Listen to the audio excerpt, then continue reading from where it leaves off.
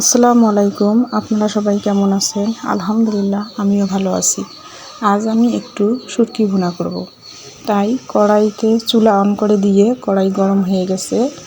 এখন আমি পেঁয়াজ দিয়ে দিলাম। একে একে সব মশলা অ্যাড করে দিয়ে, এটা আমি ভিডিও করতে পারি নাই, করে দিয়ে ভালোভাবে কষাই নিচ্ছি। এখন এই পর্বে একটু পানি অ্যাড করব। পানি অ্যাড করে মশলাটা ভালোভাবে কষাই নেব। আমার মশলাটা ভালোভাবে কষা হয়ে গেলে আমি আগে থেকে পরিষ্কার করে রেখেছি শুটকিগুলো এখানে দিয়ে দেব।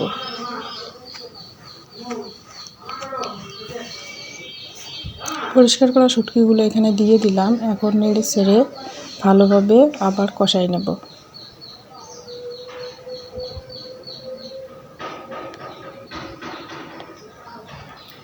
দেখেন আমার শুটকি ভুনা হয়ে যাচ্ছে। এখন আমি একটু ধনিয়া পাতা অ্যাড করলাম। এখন ভালোভাবে একটু নেড়ে ছেড়ে নিব। দেখেন আমার ফাইনালি রান্নার কালার এরকম হয়েছে।